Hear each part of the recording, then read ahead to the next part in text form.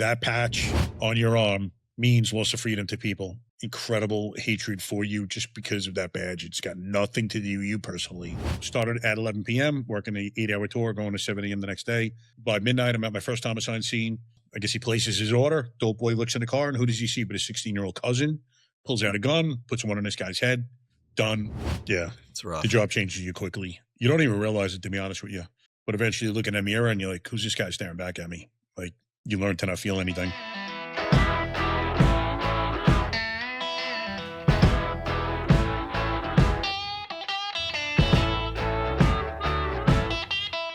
All right. Hey, Mike Morgan, welcome to Tales from the Shift. How are you today, sir?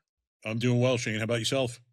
Very good. All right. So you're a retired police officer. You can tell us how your job went down. You worked in Atlanta and Suffolk County, New York. Why don't we jump right in? Just give us a basic overview of what it was like being a police officer. What was it like? It was nothing that you can prepare for until you're knee deep in it. Literally, my first night out of the Atlanta Police Academy. So we finish up on a Monday. By midnight, I'm at my first homicide scene. Interesting story. He was an Atlanta fire department captain who was on suspension for allegations made against him with younger girls. So I guess they would confirm that night when he picked up a prostitute who was 16 years old, decided he wanted to smoke crack with her. So he went up to the local dope boy on the corner. And this is a crazy small world story. I guess he places his order. Dope boy looks in the car, and who does he see but his 16-year-old cousin? Pulls out a gun, puts one on this guy's head.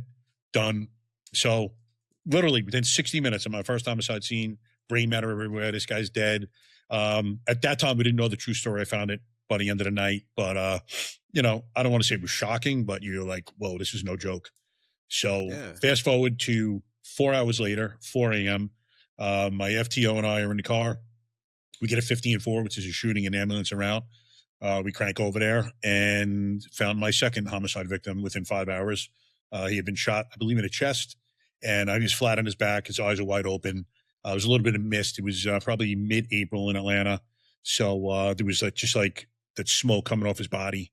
And I just kind of stood over him. And I always thought when I encountered a dead body, like this guy or girl was living their life 10 minutes ago and that had gone forever. So it just struck me. And I remember turning to my classmate who was getting trained in the next sector over. I looked at him and O'Neill, what the fuck did we get ourselves into? And it got crazy. It got crazier from there. So what you just described was not abnormal, is what you're saying? Totally normal. I worked in the most violent part of the most violent city in America. 4 out of the 10 years, it was the most violent city. And every other year it was top 3. So it was carnage on a scale that is indescribable. I had no idea what we were in for. A lot of drug related crime. Is it like a lot? Yeah, it was a crack at a height epidemic during that time. So it was just massive violence on a scale that I just couldn't believe. In fact, my cousin, who was NYPD at the time, and he worked in the E3, which is called East New York, not a nice area at all, came for a ride along with me one day, and he looks at me and he's like, Moggs, you got to get the fuck out of here. I'm like, why? I'm like, A3's not this bad. He's like, A3, he's like, it's like a country club compared to this. He's like, what are you doing? And we were single man cars. So all of NYPD has partners. They're doubled up. So he's like, what are you doing alone? This is crazy. Do you realize that? I'm like, nah, it's my normal, brother. You know, when you're telling me about your first night there, it reminds me of, so on my hockey team, there's this young gentleman. He joined the hockey team. He was still in high school. And he was on there for 5-6 years, and nice kid. And eventually he became a Chicago cop. And I think I talked to him shortly afterwards. He was now 24 or whatever. And I said, how's it going? And he said, yeah, my first shift, this young teenage girl had killed herself and whatever. And I don't think I saw him smile anymore after, like literally he was just a, smiling kid, and like, just like that. And yeah, that 1,000-yard stare. I'm like, Jesus, man. Yeah. It's rough. The job changes you quickly. You don't even realize it, to be honest with you. It's small increments, but eventually you look in the mirror and you're like, who's this guy staring back at me? Like, you learn to not feel anything. It's sad. Man. Wow. Okay. It's a lot different than Barney Fife and all those guys, I guess. Yeah, slightly. Do you think there's anywhere in the country you could work where it is kind of like, there's nothing going on and you don't end up being affected too badly? Yeah, I mean, there were much slower places to work in the country, undoubtedly. Suffolk County, which was my second department that I worked at, was definitely slower. I wouldn't say it was by any stretch of the imagination like Mayfield or anything like that. But the thing is, you can work in the slowest department in the nation, but that one call could be traumatic to you and affect you the rest of your life. Yeah. You can't really compare trauma. That and I'm so much more aware of what I had gone through because I was not as I was going through it. It was my normal. And another thing is, most of us come from traumatic childhoods. And we don't realize that. I didn't realize that for 30 years. I've only realized that over the past two. And I'm talking military members as well. Something had to have lit a fire in us. And a lot of times it was our childhood for whatever reason. And we get into these professions either to prove something to someone, including ourselves. Maybe you want to protect people, which was what I realized I got into policing for, but it's because I didn't feel protected as a kid. Maybe hate bullies.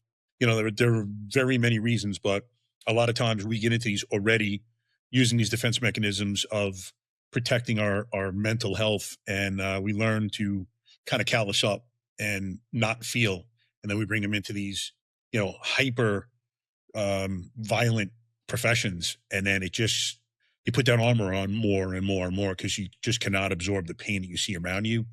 But the problem is that armor also protects every feeling you have, all the good, all the happiness. It just doesn't get to you anymore, and you go numb. To be honest with you, it's not that we're broken; it's just that we have dysregulated nervous systems. Yeah. So it sounds like that's basically why you chose to become a police officer. Were you doing anything before that? Were you in the military or doing any of that stuff before? No, actually, got out of Hofstra University on Long Island with a accounting degree. And you mentioned hockey. I played hockey there. John Cooper, the coach of the Tampa Bay Lightning, and I were teammates for a year. Yeah, he was a good player. But now I'm looking at behind an NHL bench, and now he's Wow. multiple Stanley Cups, Canadian Olympic coach. It's amazing what he's done. Very But cool. yeah, so I graduated Hofstra with an accounting degree. Went into Manhattan in October of '91 for my first day at work. Was flat as could be, and realized by lunch that day there was no way that I was doing this for a career. It meant nothing to nobody. I was not sitting in a cubicle for the rest of my life, and kind of went deep introspective to think about what I wanted to do. Law enforcement was what came up. I didn't realize it then, but yeah, I just felt like I could protect people. And FBI was where I wanted to go at the time, but they were in a federal hiring freeze, which is why I ended up going to Atlanta, get some police experience, and then intention was to apply there later on. Well, my next question was be what's something about being a cop that would might make someone quit on their first day? But I think just describing your first day pretty much nails out that question right there. Yeah, a couple of things right there that might make him quit, and it's happened before. I actually took the police test in Tucson, and I'm pretty sure I failed it miserably. And now you're making me glad that I actually failed the damn thing. They never called me. Probably Okay. not a bad thing. The universe wanted you elsewhere. Yeah. Right. Yeah. I should have known something was up when I finished first out of like 200 people in the room. I just walked out. Hey, it's my test. All right, take it easy, whatever. And That's that was hysterical. it. I did the same thing in Atlanta. I was done before like a half hour before anyone else. I'm like, uh-oh, did I just screw this thing up? But ended up doing very well on the test, but it kind of scared me. I'm like, I don't think I should have finished this quickly. Okay. Can you tell us about a time when a certain unwritten rule exists in the job of being a police officer? It's respective to police and first responders. You just do not acknowledge feelings of vulnerability. Number one, you just bury it and go on.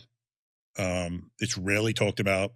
You can go to the most traumatic call in the world, and I'll tell you the anatomy of a traumatic call. You get there, and here's one for instance. I get to a suicide.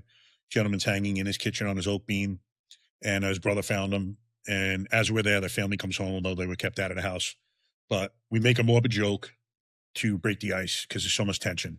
So I think I said something like, "Well, this guy's just hanging out today," and we process the scene. You see the family out there. You can hear them wailing, most visceral cries and screams you've ever heard in your life. And two things I promise with that: one, you're never going to forget them. Two, you never want to hear them again. Um, and then after it's over, like that day, we went to the firehouse to eat, and no one says a word. No one talks about it. Everyone buries it. We call it compartmentalizing, and then you just go on to the next, like it never happened, because you just don't want to acknowledge the pain. When in fact, the best thing you could do is speak about it with your buddies. Like, man, that call just kind of has me turned upside down, boys. You guys feeling the same thing? And literally by just talking about it most of the time, you guys could process it out to where that pain is not getting buried deep, and it's going to become something that another something that's in that box, to when that box implodes or explodes, you can take these things out of that box and not have them put in there, because there's a saturation point that all of us have.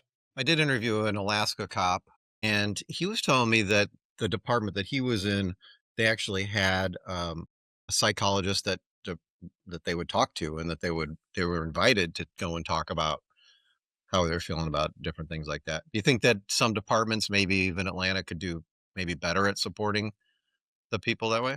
Yeah, I think they could do phenomenally more than they're doing now. And some are actually very progressive. They'll have peer support counselors. So in other words, say I get certified and you have a problem, you call a phone number, bam, I get your number, I call you right back. What's going on, brother? Let's meet up and we talk. And there's HIPAA regulations involved, so I don't have to report it to anything. If you're feeling suicidal, we'll go to the union, we'll get you help. If you have a substance abuse problem, same thing. Um, and at minimum, yeah, what Alaska's doing with that psychologist. I had a certain call, and Suffolk County, this was in 2018, provided the chaplain for me to speak to the next day, which I appreciated, but the chaplain was not a trauma informed counselor. He did not have the qualifications that he needed to have to be speaking to a guy like me. Because what did I say? I'm fine, father. That was it. I said one thing about the call, that I don't understand why it was a baby and we weren't sure if she was going to survive. She ended up surviving, but I said, I don't know. Well, we resuscitated her. She had drowned, and I don't understand. She had a hypoxic brain injury. So the prognosis was she was going to be essentially in a vegetative state the rest of her life if she survived. And I said, I don't understand why God let us resuscitate her if that's going to be the entirety of her life. And I said, and if that happens, I'll be pissed off at God. And he's like, well, just look at it this way: if it's her destiny to pass, you're giving the family time to grieve, and if not, it's God's will. And I said, that's what I have a problem with. But you Yeah. know, it should have been Yeah. someone with more experience. Yeah. Yeah. I wonder how many priests or whatever clergy have actual training, in psychology or anything like that in order to be able to talk about these things at the level they needed to have been talked to, talked Yeah, about. exactly. I mean, you're talking about, it didn't happen to me, but it can weigh on someone, something like that, so strongly that they could end up committing suicide. It's happened before. So they should not be taking these things lightly, because it is something that is of utmost serious. Yeah. Yeah, for sure. Okay. How about permanent physical scars, injuries, habits, or anything like that that you carry on your body or with yourself from this? Yeah, I have a nice little, let's see, plate and screws in my back. So I blew out my back in September of 20. I was helping a 500-pound, which is a better story, but was helping a 500-pound woman up the stairs. The rookie somehow ended up in front of her. I'm in back of her. She couldn't lift her right leg, so I had to lift the right leg to get up the stairs on every step. We crested the stairs. I put her right leg down, and I saw it start slipping backwards. So I just bent down, and I'm decently big. I'm probably 6 foot 235. I should have blasted her across the room like any other, average weight person. She barely moved, but I was able to get her up the stairs, and I just felt a lightning bolt go through my back. So I herniated 4 of my lowest discs in one shot. Ended up needing surgery, so I got a laminectomy in April of 21, and that cured some things, but we still had other issues going on. So I ended up getting a spinal fusion a year later, and I was medically retired in October of 22 due to that. Financially, how does that, how, do they help? Like, do you get paid more, or like, how does that work when someone gets medically retired? Yeah, so with us, we get what's called a medical pension. Typically, if when you retire, you're eligible for a pension at 50% of your pay rate, and then every year after that you work, you get 3% to a maximum of 75. So at that point, I was under 20, so I automatically qualify for the 20, and then it's tax free, so that works out well. And then you can apply for Social Security, and then you can also, and then I had a workers' comp case that was applicable, so I get a certain amount of money for 5 years from workers' comp. So we have good system in place for us. I've seen other states, excuse me, where guys just get buried, and I don't know how they do it after that. So, workplace horror stories. I usually ask people about their workplace horror stories. I guess for you, maybe you can answer this question not so much as things you've seen, because obviously we're covering a lot of that already. But what about with your coworkers, or the way departments are run, or anything you've run into, red tape, anything that's been issues with that kind of stuff? I mean, nepotism is huge. When I was in Atlanta, there was a decent amount of racial strife. So, and it went both ways: whites towards blacks, blacks towards whites. In the department, you mean? In a Like with department, yeah, Okay. and bosses towards their subordinates. Um, nepotism is huge. That will destroy morale quicker than anything. You have guys and girls that are busting their tails, and then you see someone else that just gets promoted above them or gets a transfer to a great detail, and they in no way, shape, or form deserved it. So, guys and girls just kind of ask themselves, like, why am I doing this? Why am I working so hard? Why am I putting my life on the line over and over, being proactive? Let me just answer my 911 calls. And that's probably two of the biggest things that I would say are problematic in the Yeah. department.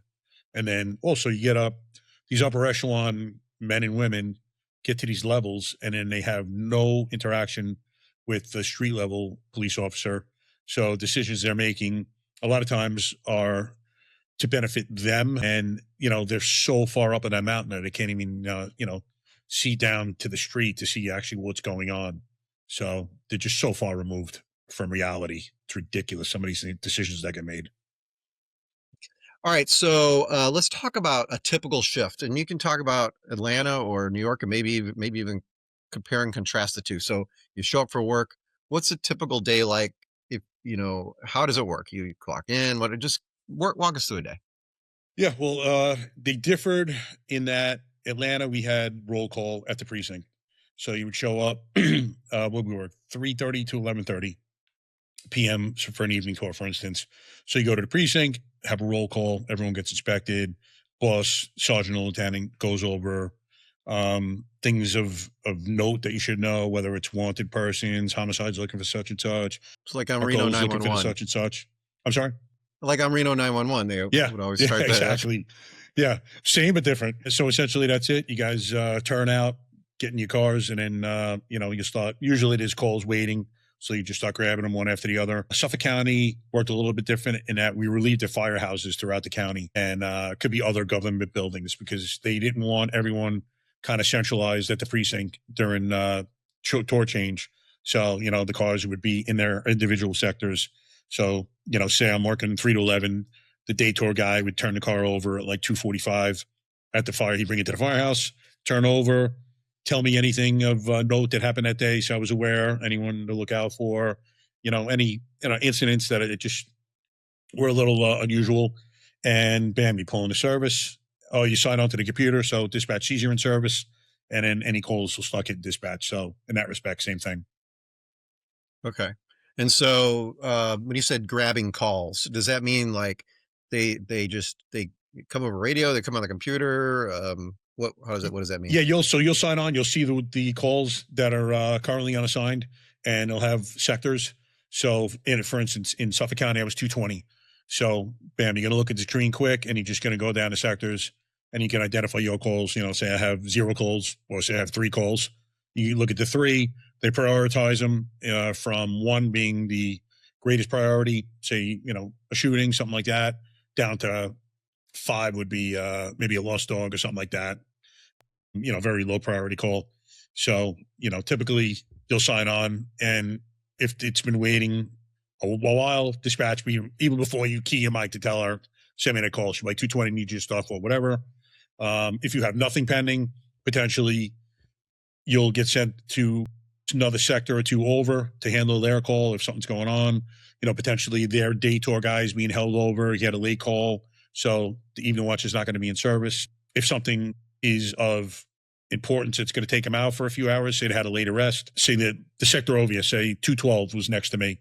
So he'll find out that his guy or girl is going to be late coming back a couple hours. So he'll call me. I'll go pick him up. Then we'll double up until his car gets back in service, and then I'll drop him off again.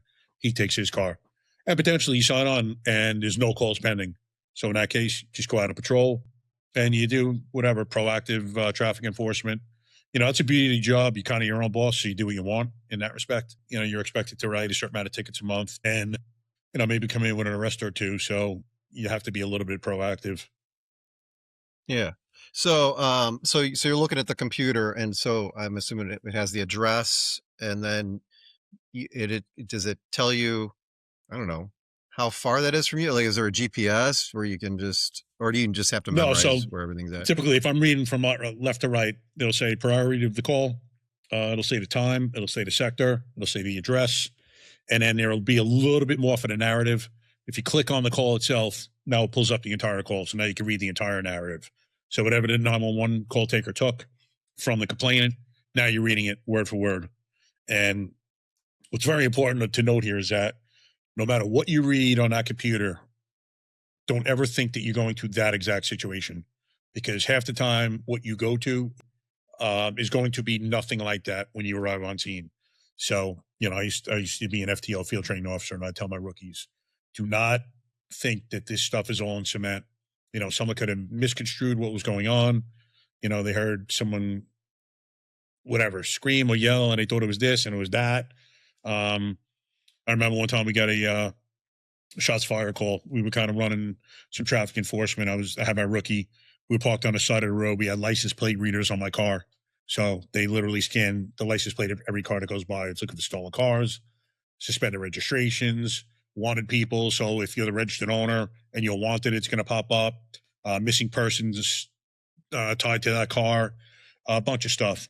So as we're doing that, dispatcher advises us, and we worked in a nice area called Dix Hills, and it's a pretty wealthy suburb in most of that parts. So dispatch raises us and said, neighbor called, his shots fired. I'm like, shots fired at Dix Hills, get out of here. So I just tell him to go. So we're heading south. It's about a mile and a half away. And with that, she's like, just got 2 or 3 more calls, neighbors saying shots fired. I'm like, yo, hit it, bro. This could be good. So we roll over there, make a left onto this certain street. I get out of the car, and now I see shell casings. I'm like, whoa, now I have a blood trail. I'm like, 220, just be advised, got a blood trail, have casings, going to be affirmative for a shooting. Stand by, I have a complainant coming out. So a complainant comes out of the door.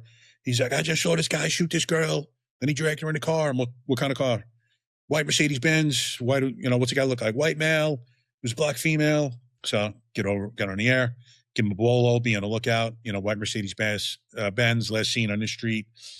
White male is a female with probable gunshot wounds. And this is the craziness about police work. So the whole story was, and I didn't know this then, this guy got into a fight with his girlfriend. She jumps out of the car and she's walking alongside the car.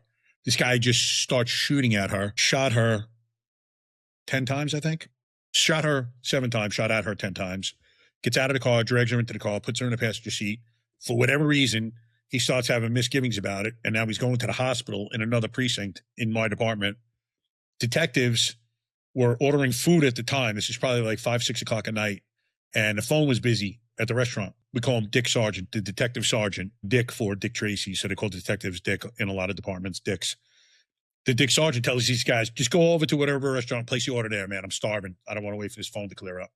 They get out. They go in to pick up dinner. And his white Benz goes flying by them. They're like, this guy's driving like an asshole. Pull him over. Unbeknownst to them now, he actually had 3 handguns in the trunk. He popped another fresh mag in the one he just used. 2 of them were defaced, so the serial numbers were wiped off. He had a bulletproof vest in the back. She's essentially lying dead. We call low sick. She ended up passing away. But you never know what you're going to get. It's insanity. And they can never figure out why he had those guns and vests. We figured to the best of our knowledge that he was robbing either dope boys or something like that. He ended up getting life in prison for that. And it was funny because I was the first guy to testify in the trial, and I hadn't seen him prior to that. And the craziest thing was he was married prior, and detectives went down to one of the Carolinas to interview his ex-wife. And she said that he's got this insane temper, and he hit her one day, threw her in a tub, closed the shower curtain. It was almost like training day, racked the shotgun, pulled it, it clicked. And then for some reason he had misgivings. So he let her out and she lived, but he's like, he would have killed me. And as I'm testifying, I'm walking up to testify and looking at him. This dude was probably like, I don't know, 5'4", 5'5", maybe $140, $150, nothing. I'm expecting to see this imposing guy, but another badass that beats up and kills women. She ended up passing away, unfortunately. The Napoleon complex going on. Yep. What a But you jag never off. know what you're going to get on a call, especially with a vehicle, a traffic stop. We call them V&Ts. You never know what you're rolling up to when you pull a car over. This guy just essentially killed that girl and had 3 guns in his car. It's freaking crazy. Hey, quick time out from the video. I just want to say that we're always looking for people to be on the show. So I don't care if you work at McDonald's. Email me at talesfromtheshiftpodcast@gmail.com and I'll get you on here. I know it's cliche, but if you're enjoying the content, please like and subscribe. It really helps out the YouTube algorithm so other people can find this. Now back to the show. So you say that you read the 911 synopsis or the transcript, and you said, a lot of times it's different. What's the most different that you ever can recall? So Sunday night, 7:45, nothing going on, and that's when it gets dangerous. You never say it's quiet out, number one. Every cop, paramedic, fireman will tell you that. They'll probably hit you if you do. 219, which is the second next to me, gets a 10, which is a motor vehicle accident. Rear ender, no injuries. So she had just gone on her meal. So typically what we'll do is if that unit's on her meal, I'll say 220, let me get the call, keep her on her meal. This way, later on, if I get a call and I'm on my meal, I'll just stay on and she'll grab my call. So that was it. Seemed like a rear end car accident, no biggie. So as I'm heading northbound, I look over in the northbound lanes. I see just what appeared to be a simple rear ender. So I flip it around. My partner who was with me was coming with me on a call, but he had to use the bathroom real quick. So I get there first. Vehicle number 1, we call it, which is always the F-fault vehicle, rear-ended vehicle number 2. So there's an Asian male who got rear-ended. He's out of the car, and he told me about 10 times, he hit me. I'm like, all right, bro, I get it.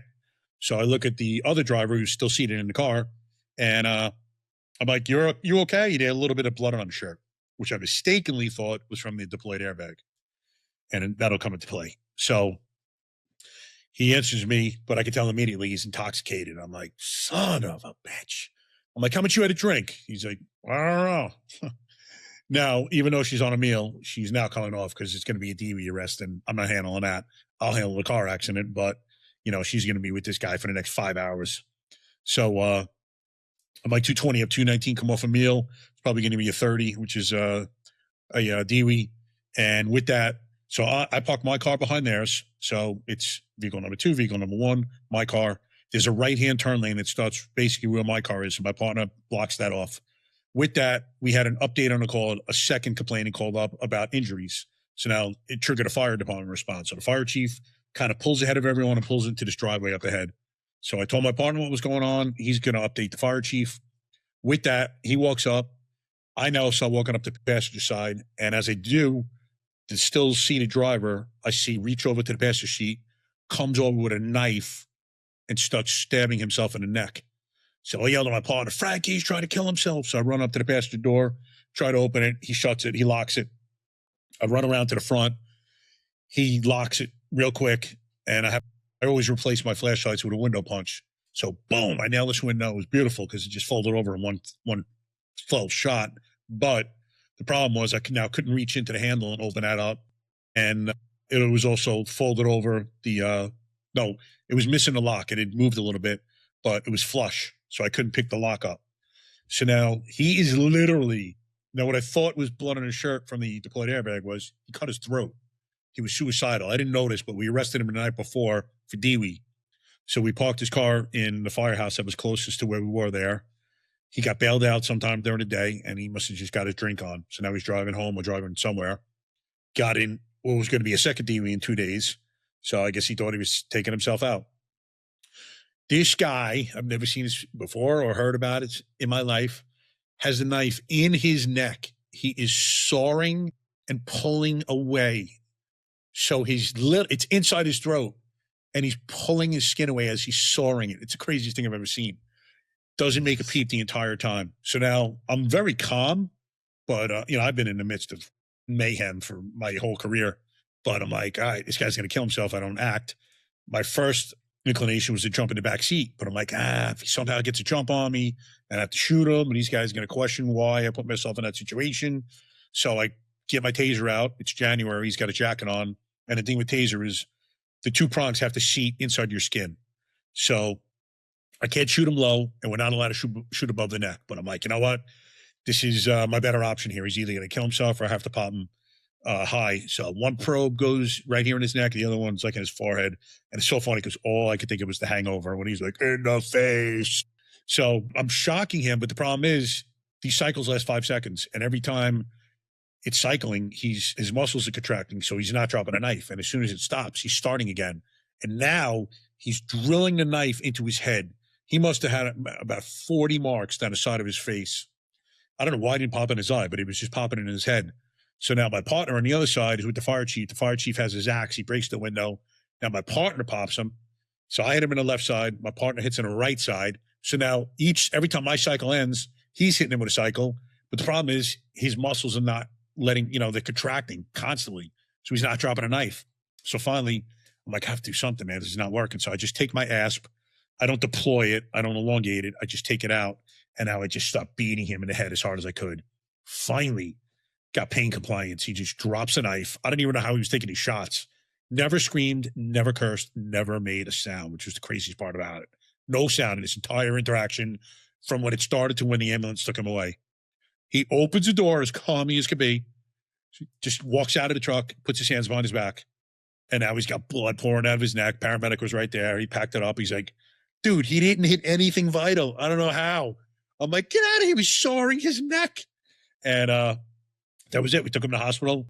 And the charge nurse, she got pissed off. She's like, why those officers tase this man in the face? Like, lady, don't you look at this guy? Don't you think maybe there's a story behind why we did what we did? But that was probably the craziest thing I've ever seen in my career. My career is full of craziness.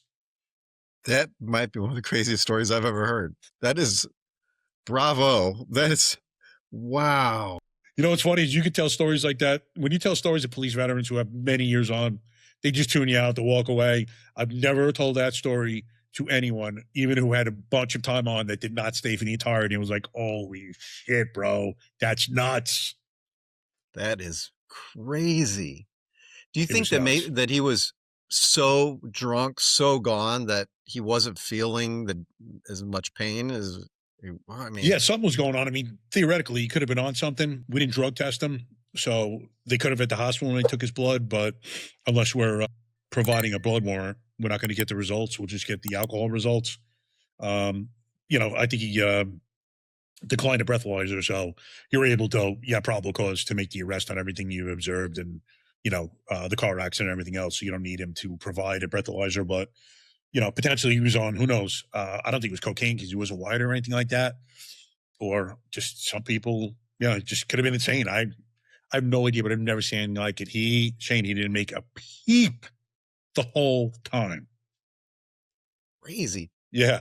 That was even crazy than what he was doing to me. He didn't make a sound. He didn't even say F you, like nothing. Even get out of the car. Yeah. So you mentioned cocaine. I think. What drugs would you say are the worst to deal with a perpetrator? I love when they're wasted, on marijuana when they're high because they're just chill. But cocaine undoubtedly is horrible. Any form, crack, meth is bad. Anything with a super hyper. Heroin's easy, they're out of it. Marijuana usually chill. That's why people talk about. I used to laugh when people talked about marijuana when it was getting legalized in New York being bad. I'm like, I would any day of the week roll up on 10 guys who are high rather than 10 guys who are drunk. Seriously. Yeah. Just sitting around eating. Sup, bro? Man, let's shift gears a little. Why don't you tell us about the best day that you can remember as being a police officer? All right. I'll say multiple days. I've saved people's lives who are clinically dead performing CPR using the AED 3 times. And one person we didn't have to use the AED just got him back. So there was no greater feeling than bringing someone back Yeah. from the dead, bro. That's It's so amazing. powerful, man. Especially when you look at their Yeah. family and they're going nuts and you just brought this person back to life. Yeah. And it doesn't happen often. If you're performing CPR, I'm going to say 98, 99% of the time, the person is irretrievably dead. It's horrible. It's exhausting. A lot of times you're going to break the sternum. It's not pretty to see. A lot of times the family's ass, you don't have time to like kind of whisk them away. It's just a horrible place to be. How about being unsafe on the job? Have you felt how often would you feel unsafe doing this? I know you've had a lot of training, so I feel like you most of the time you'd feel like you're in control of the situation, or what do you think? Yeah, I can't ever say I felt unsafe. I'm not saying I've never felt fear, but it's not something, I don't know. It's not false bravado. Like I say this with all sincerity. I never had a fear of death early on in my career in Atlanta. I remember I was thinking about it in the shower. I just got out and I was looking in the mirror and I said to God, like, if it's my destiny to die in the line of duty, please just let me kill the guy that kills me. That's all I ask. And so I never had that fear of death. My partner and I got shot at one night in July '95 at a place called Thomasville Heights. It's just east of the Atlanta Federal Penitentiary, real bad area. I don't know. Even maybe afterwards, when you get that adrenaline dump, you're like, whoa, could have been dead. You know, shooting at us with a 357. It's weird though, like the physiological effects on the body in high stress situations. Your auditory response gets muted. So I didn't even hear the shots. This guy was only like, I would say 25 yards away. And you just get tunnel vision. So it was at night, so I could see the muzzle flash. But in the moment, no fear. Literally, there was a voice inside my head that said, kill him. I mean, it's happened twice in my career.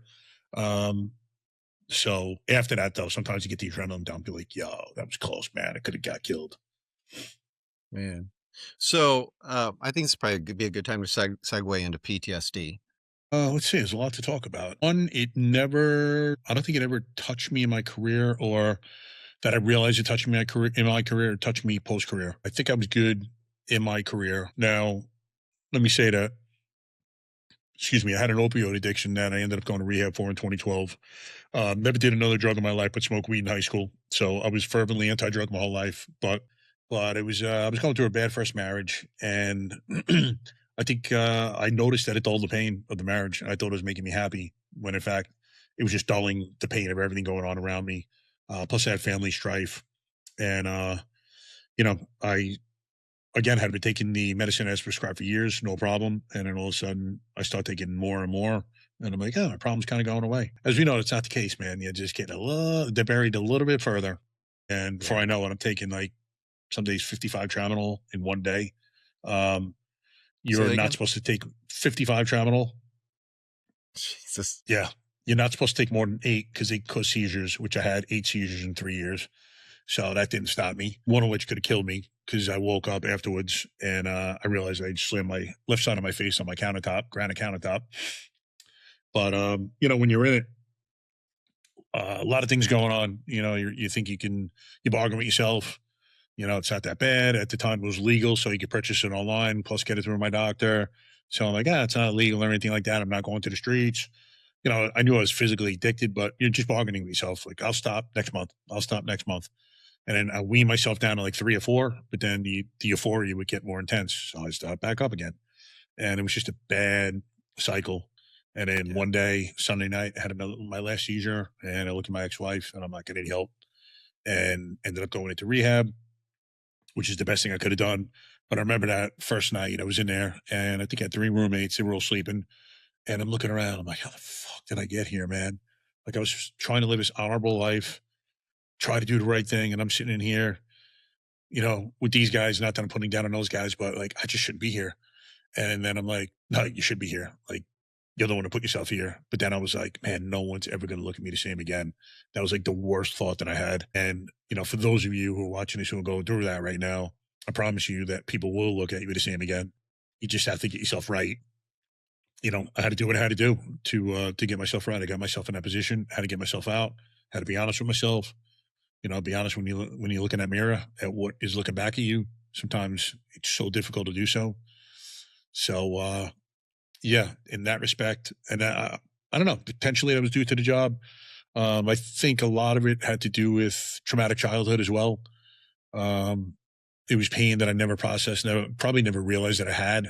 I don't think I was aware of it until 2 years ago, and really only really became aware of the scale 3 weeks ago. I just came back from an Ibogaine treatment in Mexico at Ambio Life Sciences. Ibogaine at 5-MeO with the two psychedelics, MEO DMT, that we journey with, and that is kind of what sandblasted me down to my soul to realize like all the things I had gone through. I don't know if it was repressed memories or just things I hadn't thought about in years, but I normalized this pain as a child. And funny, as a child, you don't realize that your parent is not capable of giving you love, you think that you're um, not worthy of receiving it.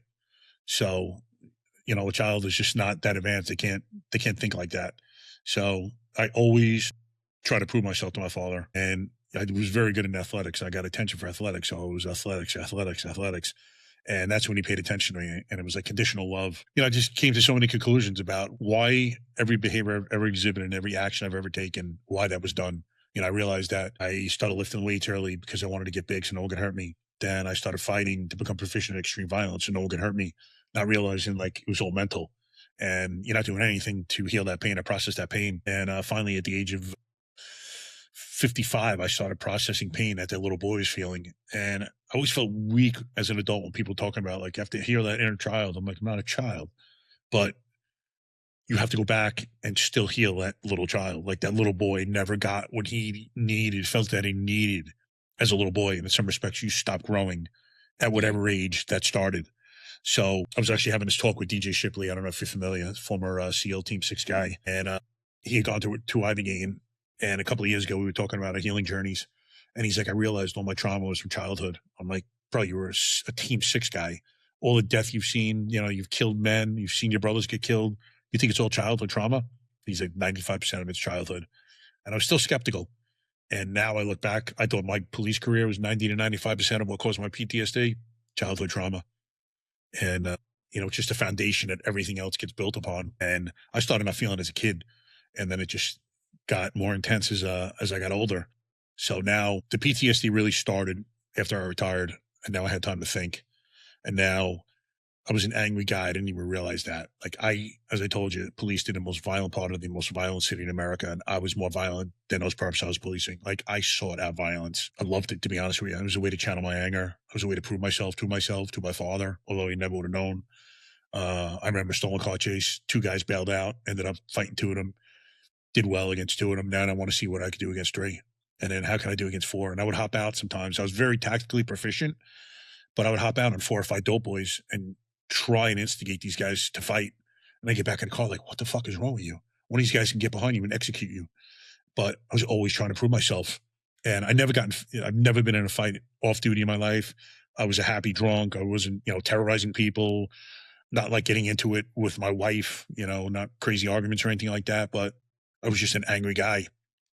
And I realized like all that unhealed trauma and grief turns into anger. And then when I retire, there's no place to channel it. So now it's going inwards of me and, just came to all these realizations. So now I'm starting with depression, rage, and anger and just general unhappiness. And I'm not really understanding where it's coming from. I'm pretty aware, but I'm like, what is going on with me? And then I don't want to say my boiling point, but the point at which I realized what was happening was I sat down and watched a Sean Ryan podcast episode, and he was talking to another SEAL named Eddie Penny, former Team 6 guy himself. And he's talking about losing his best friend, Jason Workman, in the Extortion 17 incident, which Chinook got shot down in Afghanistan. And as he's telling the story, he's crying. I simultaneously began thinking about that call I had told you about before. The chaplain spoke to me. It was a 2-year-old found floating in a pool. I buried that one. I literally had started crying on the call and called myself an effing pussy and stopped. After we put the baby in the ambulance with the parents, I had to sit there while detectives and crime scene processed the scene for 3 hours and listen to her grandparents cry the most visceral cries I've ever heard in my life because they were blaming themselves at a family party. And I started to cry, and I'm like, dope. Would have been the best thing I could have done for myself. But as Eddie Penny is crying and telling the story, I now realize I had subconsciously been given permission from this warrior to cry, and I lost it. I start crying like a baby. I'm like, what is going on, man? I couldn't figure it out. Put two and two together kind of quickly. I'm like, I think I suffered some sort of PTS in my career, man. And I was like, I'm not living with this. I've seen guys, number one, to take themselves out. If they don't, they're ornery. They hate everyone and everything for the rest of their lives. I'm like, I don't want to be like that.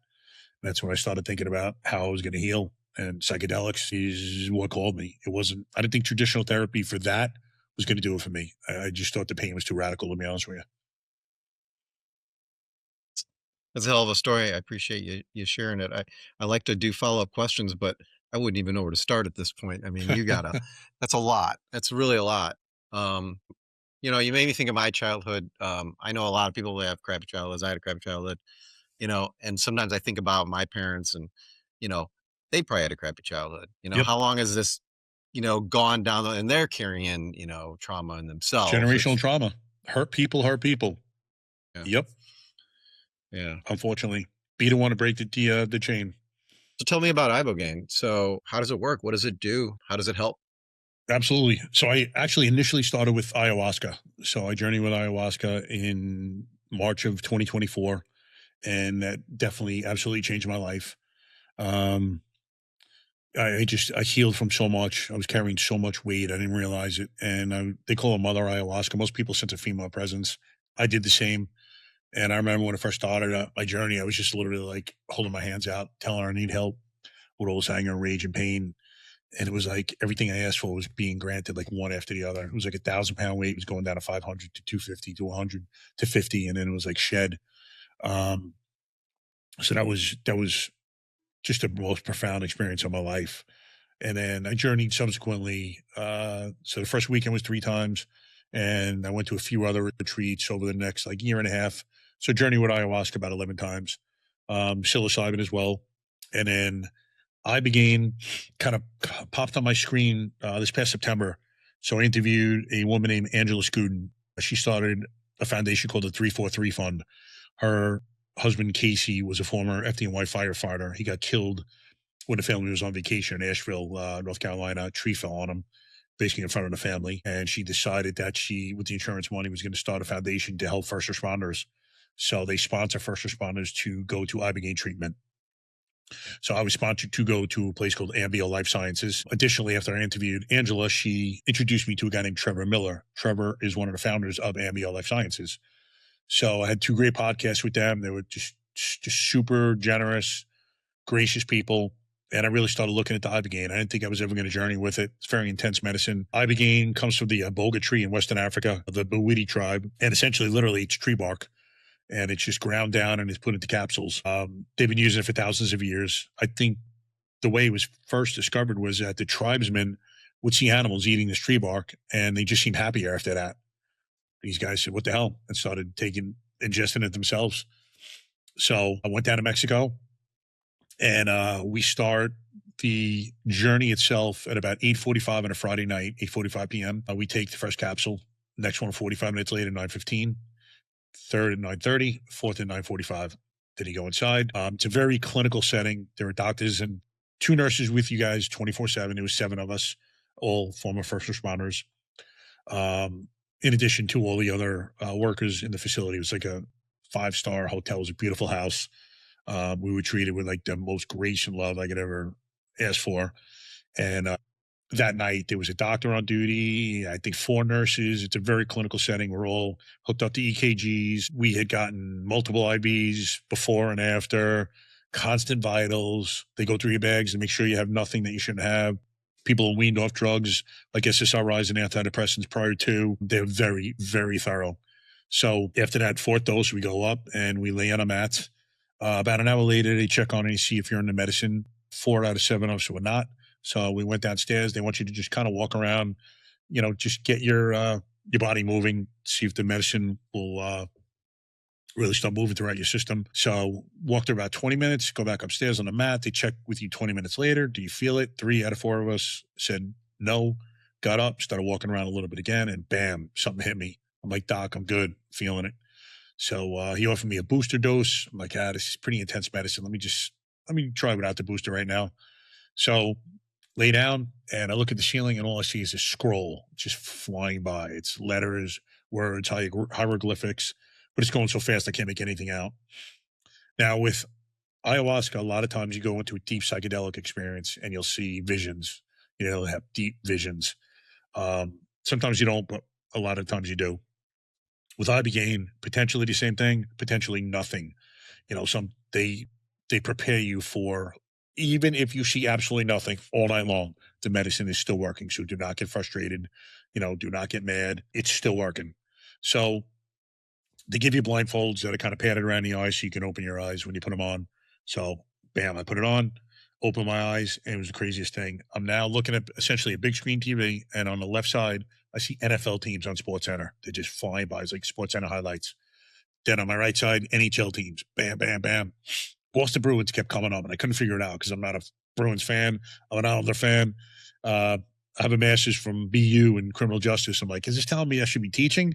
But I'm like, I just wasn't getting that feeling. So I'm like, what the hell's going on in Boston? So I take my blindfold off, kind of looking at the scroll up there again, put it back on, and now I'm looking at a big screen again at the biggest photo album you've ever seen in your life, and photos are just flying by. It's mostly people. There are places, but I see nothing of familiarity. And I'm like, and eventually I'm sure it's going to slow down and there'll be people and things that I see that I notice that I'll know, but nothing. So essentially for 10.5 hours, I was staring with my eyes open at this photo album. I saw nothing but there was one thing that, excuse me, I forget what it was. A second was a picture of my family. It was my father, my sister, and my mom, not me. And I just felt like I lived with three strangers my whole life. And then the words, just let it go, went by. It's the only three things, or two things, there was a third, I forget, that were of any recognition to me. So essentially we get done about, I got out of medicine about 10 a.m. the next day. So I was in it about 10.5 hours. They give you a couple of IVs, and then you go back to your room about noon. So I went back to the room, slept for about an hour. You really can't sleep. But I started feeling the most profound sadness and depression of my entire life. I remember going downstairs. There's like four of us sitting in the TV room. No one's really talking. And I just start crying. So one of the girls was like, you okay? I'm like, I am the biggest failure. Like anything I've ever done has just been failure. She's like, no, you're not. I'm like, yes. And couldn't stop crying. I go upstairs on the deck. I'm just kind of sitting out by myself, just crying. I had the worst sadness of my life. I couldn't believe it. I'm like, man, I just made the biggest mistake of my life coming here. I'm like, I can't go home like this. I'm going to be of no use to my wife. I'm like, how can I live like this? I've never had suicidal ideology, but I'm like, if this is going to be the rest of my life, man, I'm going to have to take myself out. Like, there's no way I could live like this. And this went on all day Friday. Friday night, they provide a Reiki healer, which, are you familiar with Reiki? I've heard the word before. Okay. So it's essentially someone that can remove bad energy from you, either by touching you or some people could do it over the internet, supposedly. So I thought it was hocus pocus, but go upstairs, sit down on a massage table on my back, and essentially she puts a cloth over your eyes, very light cloth, but I could feel she's lightly touching me. You could just hear her flicking her hands like that. You could hear her nails, just one after the other. Boom, just arms, chest, head, face. And I'm comfortable at first. A few minutes in, my left leg twitched. I'm like, yeah, let me get a little more comfortable. Then it twitched again. Then it started twitching with regularity. I'm like, what the hell's going on? Now I start profusely sweating, and I'm so uncomfortable. I don't ever get claustrophobic, but I'm getting claustrophobic with this light little cloth on my head. And I'm like talking to God. I'm like, please. Every time she's touching my face, I'm thinking she's going to tell me it's over and grab that, cloth and tell me that's it. I'm like, please end this. And eventually I'm like, I keep moving my legs, my hands. I cannot get comfortable. I'm like, I have to tell her I'm done. I cannot do this anymore. And then I'm like trying to calm myself down. I'm like, just chill, bro, chill. Like, this may actually be doing something. You cannot stop this in the middle. She's exercising something here, bad energy, spirits, whatever. So went on for, I don't know, 30, 45 minutes. I forgot how long. At the end, I get off the table and she grabs my hands. She looks me in the eyes. She's like, you had so much pain as a child and you just normalized it. And I don't know how I didn't bust out crying because I was crying all day. And I was just like, yes. And I felt better, but I kind of went back into that depression shortly after. So the rest of the night, slept okay, woke up the next day, horrible, just felt horrible. And I was we have a coach at the house that works for Ambio. And I was telling him, Dan, I told him what was going on. He's like, trust me, brother. He's like, you just got sandblasted. He's like, the 5-MeO DMT is going to be the polish. He's like, it's a process. So I just kept repeating it to myself all day long. It's a process. Just chill, just relax. Everything's going to be good. And then we went and did a 5-MeO DMT. And 5-MeO DMT, they call it bufo as well. Secretions from a bufo toad. So what it does is this toad secretes the stuff that we had. It was actually synthetic version, but if you get bufo, it's their self-defense mechanism, and it'll secrete this poison, if you will. And what you could do is once you get the liquid, you could dry it out in a sheet. You kind of break it up. It almost looks like crystal meth, to be honest with you. So it's smoked in a pipe. It's one of the most powerful psychedelics in the world. They call it the God molecule. And that's it. He puts it in a pipe. They have this little method: inhale, tighten up, release. So with that, they lay me back on this mat. And now I'm staring at like what I would describe as a very light purple sky. And I could see at a left peripheral, it looked like God's profile just peeking in slightly, just like that. So my hand would be his face. And right above him was the universe. And it seemed like two separate and distinct entities. And at first, I just started screaming at my father, like, what the F was wrong with you? Why'd you treat me like that? You never loved me. Who hurt you so bad? Your brother wasn't like you. What made you like that? Just a bunch of stuff was coming out. And my wife would tell me for years I need to like just scream and let it all out. Now, the crazy thing about it was after my journeys were over, because you could dose twice, I apologized to my coach who's right next to me for screaming. He's like, you didn't scream. I'm like, what? He's like, you were talking at the volume that I'm speaking right now. And then my arms are at my side. And I said, was I flailing my arms? He's like, no, your hands were moving a little bit, but your arms stayed right at your side. I'm like, wow. So I am literally like screaming, crying in this journey. And then as I'm coming out of the first one, I could feel like a little bit of peace. But you can, as soon as you come out of it, you can give them a hand signal if you want more medicine. So bam, I want to go right back in. Now I'm noticing what appeared to be like a very light blue sky, like the sky. And I could see God's profile just a little bit further coming in, and universe again. And now all the hatred and anger and rage was contained in like this black circle. And it's just kind of orbiting what I'm looking at. And I'm trying to push it out of the way. And I'm like, just let it go, just let it go, just let it go. And then I'm like, you're still fighting, you're still fighting, you're still fighting, you're still fighting it. And finally, I was just able to push it out. And with that, I experienced like the greatest peace and bliss. It's probably like first time I like talk about it 3 weeks later, not cry, that I've ever experienced in my life. And as it ended, I was crying like a baby for I don't know how long. You know, I had the blindfold on, that thing was soaking wet. And I just flipped it up and I'm like, that's it, man. I'm like, I just released it. And brother, it was like all the anger and hatred and rage that I had inside me. And I didn't realize how much was gone. Like I forgave my father. There's no love there, but I forgave him. My sister turned my mom against me as she was dying of pancreatic cancer. That hatred was gone. No love there, no will ever be, but there's no hatred. I forgave her. My mom, I forgave because she was just kind of dominated by two people, and she just wasn't strong enough to make her own decisions. So, it was the greatest thing I could have ever asked for, and just have come to so many realizations now. And I don't know, I'm like that warrior in the garden, as they say, like that anger and rage that used to be up here. The fire is like still in me, but it's very, very low. As my buddy said, like, brother, no one's coming to hurt you anymore. You don't have to have it. And the hypervigilance is gone. I still have vigilance. I see things way before anyone else sees them happening. If someone ever tries to hurt me and my family, cool, I'm ready to get down, but there's no need to have that anymore. And I'm just at peace. So the guys who are watching this, I promise you, doesn't have to be psychedelics. I think everyone in the world should try it once, because the world will be a vastly different place, but you can find peace and happiness. Like I improved positive that 2 years ago. If you would have told me this, I would have told you your head's, screwed on backwards and laughed at you.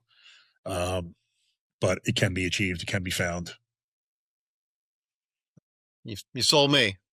That's what, I got to figure out how to get this stuff. Get going on this, man. That's really interesting. I'll help you out. Now thank you. Your podcast and your show. So the Resilient Warrior Nation. Nation is the podcast. Yes. Okay. And is that related to the story you just told me, or is it kind of just something you would, in addition? Well, essentially what I did was, once I started healing with ayahuasca, I realized that this was literally the universe told me that I've healed you. Your life's purpose is to go forth and help other first responders and vets. And I said, okay, I'm not knowing how to implement it at all. One thing I decided to do is start a podcast to do for others what Sean Ryan's did for me. So essentially I bring on men and women, usually first responders or veterans, and they just tell their story, the highest of highs, lowest of lows. I mean, I have clinicians as well. I have had a couple of civilians with incredibly inspiring stories, but I just want people who are going through it to identify with them and gain some hope and inspiration by seeing that these guys and girls are at their lowest. Like, look what they've gone through. I mean, I've had one guy, it's going to drop shortly. His mom was a prostitute and she prostituted him out, two men, when he was like 9 years old. Former veteran himself. He's healed. He's in a great spot now. So I'm not comparing trauma from one person to the next, but look what he healed from. You know, you can too. There's nothing different about any of us. You know, it's just you have to raise your hand and ask for that help because no one's coming to get you and do it for you. Yeah. I had a previous podcast. It was, I think it was the homicide detective. I can't remember, but I know that after he told me all the things that he went through in his career, that night I had a dream of, it was a child dying, and I wept. I mean, I like wept in the dream. I never weep, you know, even in a dream. I felt so affected by what I was seeing. You know, this poor kid, you know, dies essentially. So it's interesting how all this can just affect you and go, just your stories. I'm sure I'll probably have a dream tonight just from everything you've told Yeah, me today, you know? could be. That's your mind processing that Yeah. trauma. You know, it's secondhand trauma you're hearing. Like it Yeah. can actually affect people. It's real. I've started dreaming now. I have not slept without a substance, whether it be Ambien, Valium, or THC edibles for the last 10 years. Haven't been able to sleep. And I've taken one pretty much every night. I've not used anything but this natural herbal supplement over 3 weeks now. I'm sleeping tight. I haven't dreamt probably 10 years, if not more. I dream every night now, multiple times a night. It's incredible that I woke up the other night crying during a dream that I was having. I was actually physically crying. And I had chat interpret that dream the next day. And the interpretation was, I was literally bawling my eyes out when I read it because it was about me as a child. And to make a long story short, it was a friend of mine in the dream, although I don't know who he was. He had an autistic son in his 50s. And he said that God had told him the night before in his dream that his son would speak that day. He was nonverbal, never spoke his entire life. He goes outside of the building we're in, comes back to a window. He's looking back in, recording. He took the family dog with him, basically the son's dog. So it's the son inside looking at his father outside, me behind the son. And the son said the dog's name and said right there. And I like grabbed my mouth, pointed, jumped back. The guy sees something happen. He comes back in. I tell him what happened. He loses it, starts crying. Now all of a sudden, family that I didn't realize was there. It was very emotional. I wake up crying. So I had Chad interpret it. And it wasn't anything. It was me now kind of with my father away that I was able to cry and process all the trauma that I'd seen. And it's just amazing how much symbolism was there. I'm like, holy cow. Like I'm so emotional reading this interpretation. And I had a few other dreams that I had woken up and written in notes and had them interpreted. And it's so powerful, like what these dreams mean when you interpret them or get someone to interpret it for you. Amazing. Crazy. Whew, okay. Well, let's get back to the whole cop job for a little bit. Yeah. Basically, that's why you came on here. Man, oh man, this is some heavy stuff. All right. How about whether you were in Atlanta or New York, would you be willing to share a time maybe you made a mistake on the job? Any type of big mistakes? Let's see. All right, here's one. So I got a call of a man stalking a girl at a church during like Alcoholics Anonymous meeting or something like that. After I given a call, I had gone inside to go to the bathroom real quick, so I missed the update on when she gave physical description of the male. So I got back in my car, headed to the call. I didn't look at it again, and I arrived on a call, went to the back of the church. It was packed.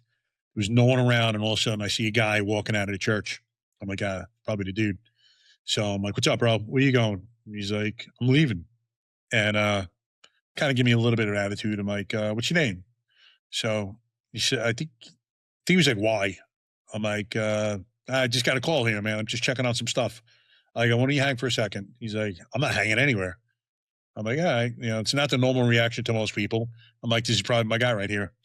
But again, I didn't check the computer and I didn't ask for an update, which I should have done, just knowing the way it came up, because it came up as a priority call.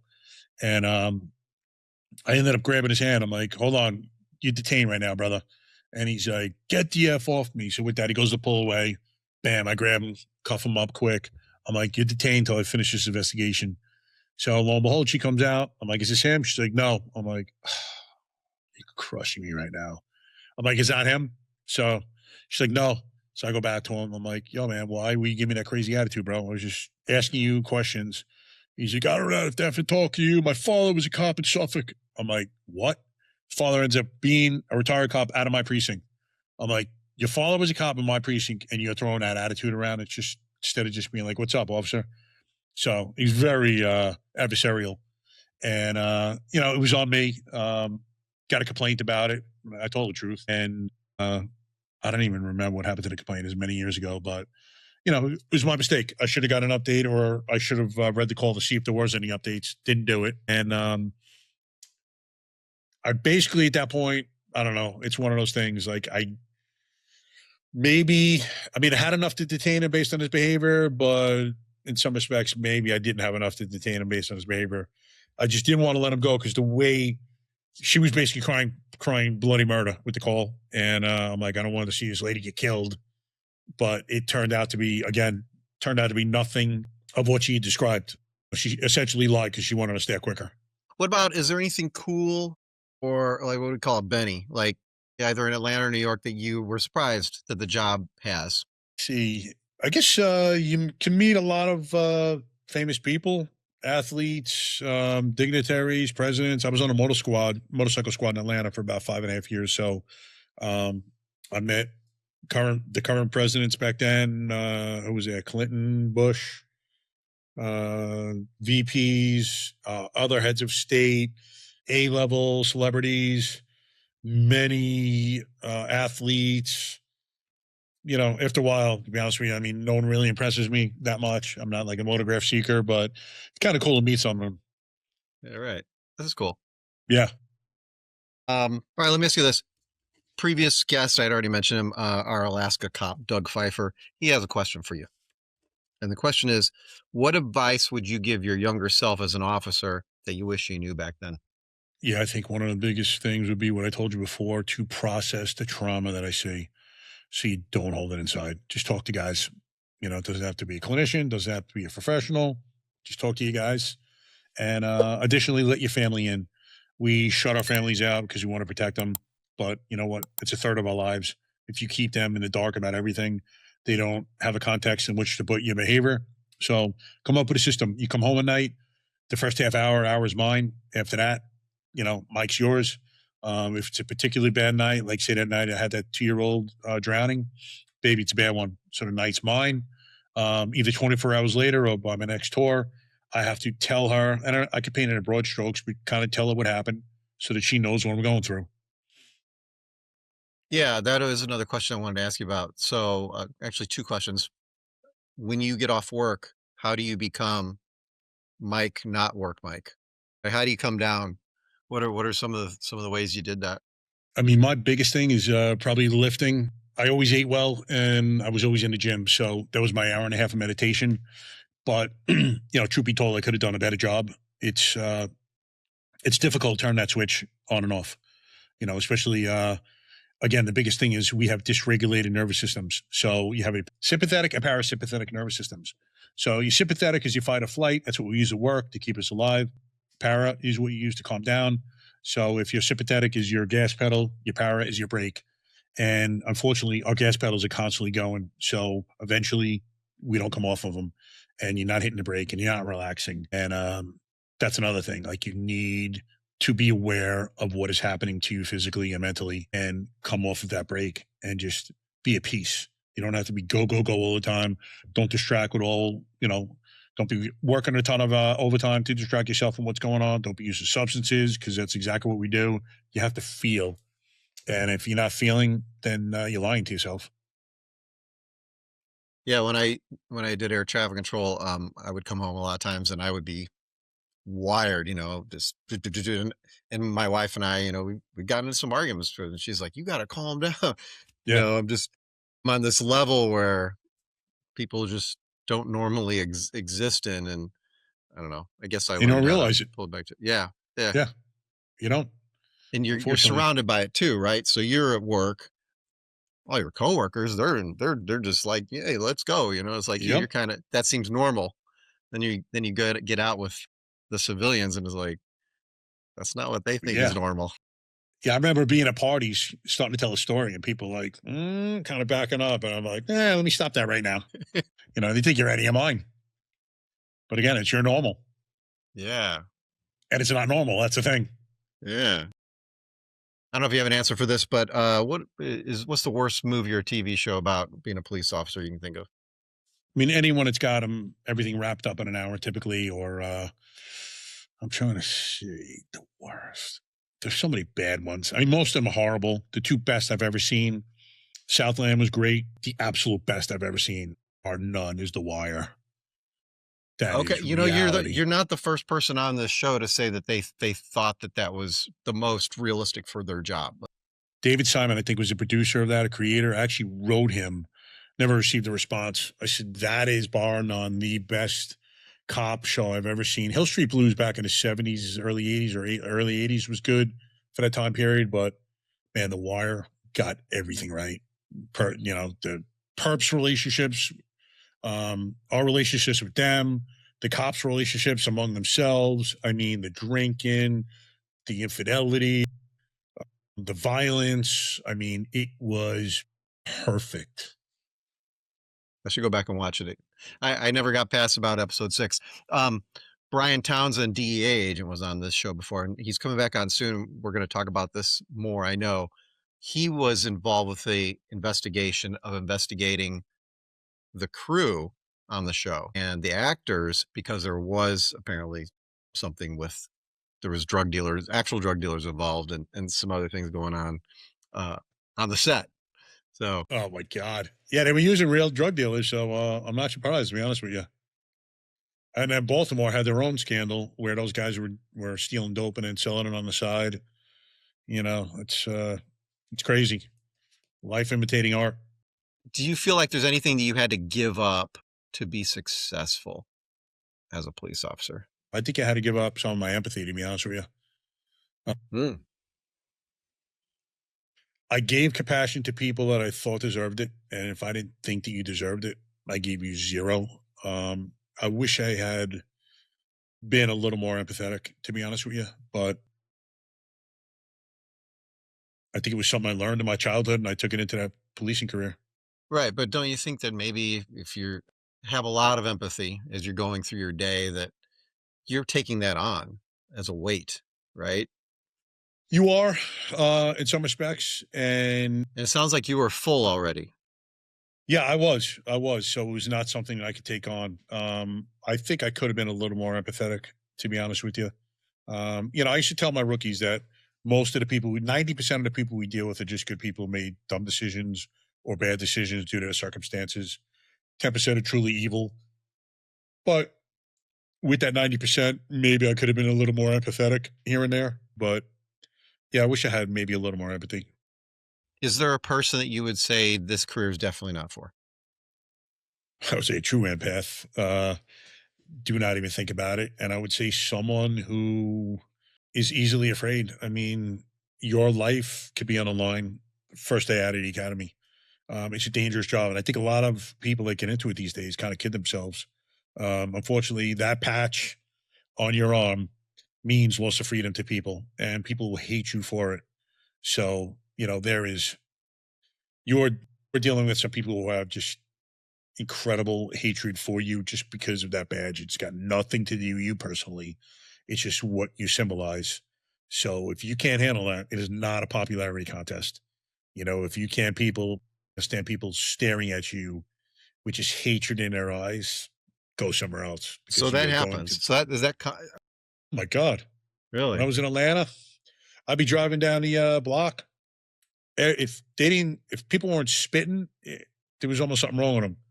I had to get used to when I went to Suffolk County, people waving. I was asking my first FDO, I'm like, are they saying hi? He's like, yeah. I'm like, wow, I'm not used to that. Or, get out of the car after police, or, we'd be in the projects and these little 2-year-old, 3-year-old kids be, hi, police. Literally, their mom and smack their hand, like, don't you say hi to the police. Like, it was the craziest dynamic you've ever seen. I mean, you were hated by a lot of people. So you have Yeah, to get used to that very quickly. that Don't sounds take it hard. personal. That sounds hard not to take it personal. I mean, It is, but you know, you know, what are you going to do? You can't have that anger pointed at everyone. Well, I guess you can, but it's a very hard thing to turn off, and you're carrying around a lot of stress. You know, you kind of have to almost laugh at it and not get intimidated by it because they'll try to do that too. Unfortunately, in the hood, everything is settled with by physical force. There's no discourse. There's no anger management. Um, so Yeah. if you're not ready, they Yeah. will they sniff it, man. They see it in your eyes if you're not ready to get down. There's a YouTube channel I like to watch. I don't remember the name of it right now, but basically it's a guy who works at a convenience store in south side of Chicago, and people come in and he intentionally will say something to them to piss them off, you know. Oh boy. And what I find interesting is how fast it becomes physical. Like, I mean, it's the people are, they're off, and it's almost like it's a different. I mean, at least from where I live here, it's a different place. It's a different world that a lot of people have to exist in. You know. Yeah. I mean, I've had many situations where it wasn't even verbal. You get out of the car and they're staring you down, you're staring them down, and you're walking towards each other and it's ready to go down. There's not a word that's been said between you. But I'm not backing Yeah. down. Your reputation is solidified on the street by what you do. If we have to get down, we have to get down. But it's crazy. Like it gets turned on like that. Like there's seething hatred coming at you. Oh, and so do you also have a book, the Resilient Warrior book? Yes, Resilient Warrior. I just came out with a book that I realized how much my childhood affected me, and I kind of wanted to put that in print so the guys could see that. And I literally just opened my soul, became as vulnerable as I could be, and I wanted guys to see that there is strength and vulnerability. We're always told that it's weakness to show emotion. It's weakness to bury emotion. It's weakness to get in that bottle. It's weakness to take it out on those closest to you. It's weakness to isolate yourself. You raise your hand and ask for help and say to you, you're not feeling good. That takes strength. Change takes strength. So I really wanted to point that out because so many of us go into these warrior professions and end up isolating and not feeling anymore and thinking we're broken when in fact it's not. It's just your body's normal reactions to, again, that abnormal stimuli that you've seen for so many years. Yeah. Yeah. That sounds pretty cool. I'm glad you're gonna give a free copy to everybody watching the show right now, so that's pretty nice of you. Absolutely. Hope I get 100,000 requests. Amazon, I assume? Is it on Amazon and Amazon? Barnes and Noble. Okay. Alright, cool. Um, okay. Anything important we haven't talked about? Did we miss anything you wanna talk about today? No, I was just going to say my biggest thing. I don't know if you were going to ask for it, but maybe my biggest piece of advice is for you guys and girls who are going through it, or maybe not. Ask yourself that question: like, am I okay? And be honest with yourself. And if you're not, take steps to get there because you can be. Do not stay stuck. Get off the next station, man. If it's not going good. Right on, right on. Alright. Hey, Mike Morgan, man, I really appreciate you being on. This has been an incredible, incredible conversation. I really liked it a lot. Thank Thank you you. so much. Me too. Me as well. Thank you for having me. It was an honor. Excellent.